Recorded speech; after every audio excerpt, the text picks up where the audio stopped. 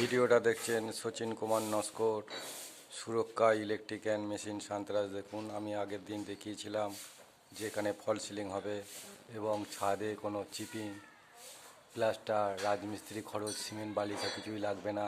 এবং এখানে দেখুন ফ্যান বক্স দেওয়া আছে। এটাকে আমাদের তারপরের স্টেপে কি করতে হয়, তারপরের স্টেপে করতে হয় কি দেখুন, এইভাবে সাঁতরাজকে দিয়ে ওয়ালটাকে কাটিং করতে হয়। ওয়ালটাকে এইভাবে কাটিং করে রেডি করার পরে এই বোর্ডগুলো বিভিন্ন মাপের আছে, 12 মডিউলার, 8 মডিউলার এবং 6 মডিউলার। তারপরে এই বোর্ডগুলোকে সিমেন্ট বালি দিয়ে জাম করতে হবে। জাম করার পরে এখানে টোটাল যা ডেকোরেশন হবে টোটালটাই আপনি কেবল লাইন কোনো কিছুই আপনি দেখতে পাবেন না, কোনোটা সব কনসিল হয়ে যাবে।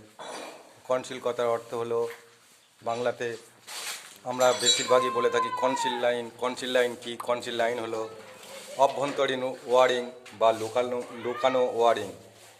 অভ্যন্তরীণ ওয়ারিং মানে দেয়ালের ভিতরে থাকবে, বা লুকানো ওয়ারিং, কারণ আমাদের সমস্ত ইলেকট্রিক ওয়্যারগুলো সব এই পাইপ এবং বোর্ড হয়ে যাবে ডিবি বক্স থেকে। দেখুন, ওর সংলগ্ন একটা রুম আছে, এই রুমটাও ফল সিলিং করা হবে।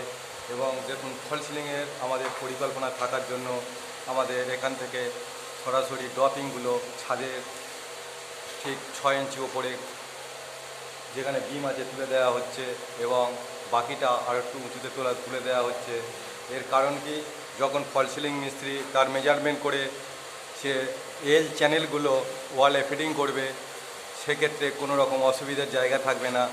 ইলেকট্রিশিয়ান যদি নাও থাকে তার কোনো সমস্যায় পড়তে হবে না। তাই সে ছাদ থেকে ওয়াটার লেভেল করার পরে মার্কিং করে সে কাজ করতে পারবে।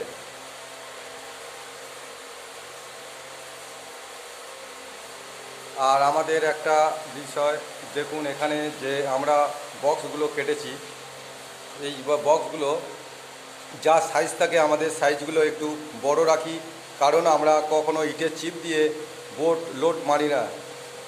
কারণ আমরা ফুল ব্যাকিং করি, পিছনে মশলা এবং চতুর্দিকে মশলা থাকে, কারণ বোর্ডটা সম্পূর্ণ মশলার উপর থাকার কারণে আমরা সম্পূর্ণ যা 2 ইঞ্চি ডায়ামিটার বা থিকনেস যে বোর্ড আছে, যে বোর্ডটা 2.5 ইঞ্চি আমরা ডিপ মারি। আর দেখুন, এখানে প্লাস্টারের উপর আমরা কি করেছি, এই প্লাস্টারের উপরে আমরা মেশিন চালিয়েছি 5 ইঞ্চি ডায়মন্ড।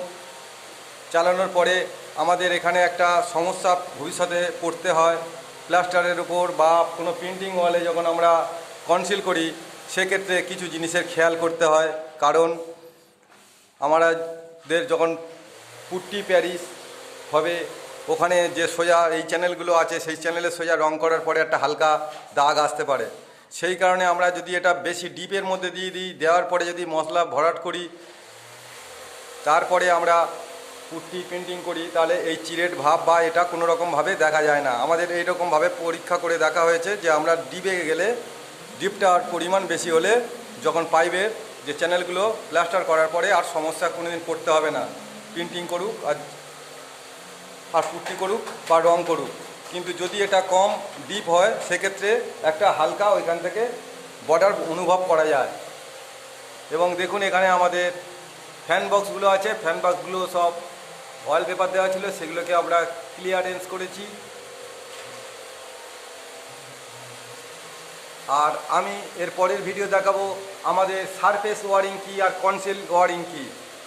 সারফেস ওয়ারিং সম্বন্ধেও কিছু বলবো, কারণ সারফেস ওয়ারিং বলতে আমাদের দেওয়ালের উপরিভাগ পৃষ্ঠ, অর্থাৎ দেওয়ালের উপর থেকে যে অংশে কাজ করা হয়, কেসিং, স্ট্রেট পাইপ অথবা কোনো কারণে বশত রোল পাইপ, যাই কাজ করি না কেন, যেটা উপর পৃষ্ঠ থেকে হয় সেটা